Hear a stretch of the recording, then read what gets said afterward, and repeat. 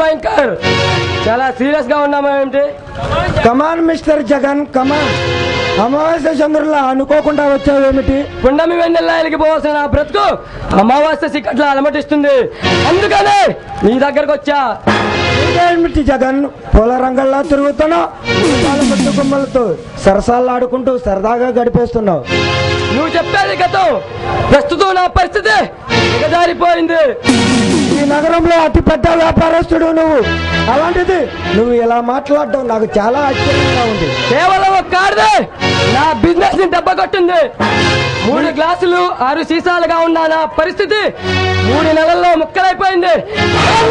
చేస్తే కానీ ఈ టైగర్ కి మనశ్శాంతి ఉండదు. నీ కడగంటి చూపుతో ఎందరో అందగత్తెలను వశం చేసుకుని పరవశించిన నువ్వు ఆఫ్టర్ ఆల్ ఒక ఆడదాని చేతిలో ఓడిపోయావా? అయితే నిజంగా దాని గొప్పతనాన్ని ఒప్పుకోవాలి. దానికి ఉన్నది గొప్పతనం కాదు, వయస్సుకు మించిన మేధస్సు. ఎంతటి మగాడైనా చిత్తు కావాల్సిందే. ఇంతకీ ఎవరు ఆడది? నీ మాట వింటుంటే అంతటి తెలివైన ఆడదాన్ని ఒక్కసారి అనుభవించాలని ఉంది. దాని పేరు రోజా.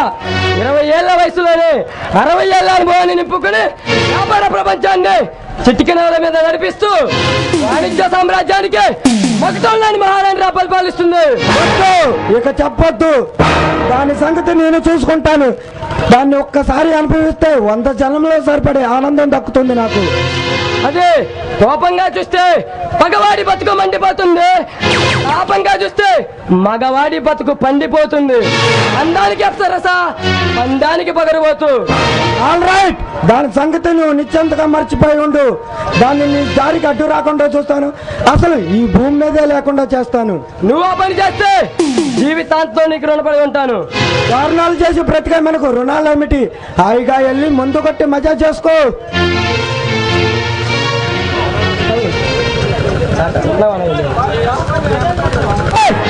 మగవాడు ఎవరైనా వచ్చి ఎదురుగా దెబ్బ కొట్టాలి. దొంగతనంగా లోతుడుదా కాదు. మగాళ్ళంటే పట్టి ఆరదిస్తాం.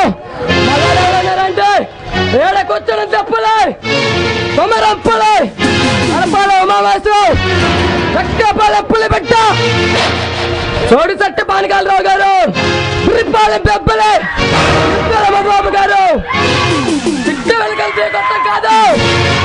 ఈ సినిమాలంటే కొనంటే మా దమ్మేట చూపిస్తా. గొప్ప విత్తుకుని చక్రపాలి నడి గడ్డలో నిలబడతాం.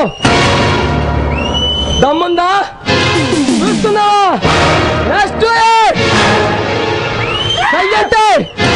సెకండ్ కో ఎడ్డు తెస్తా.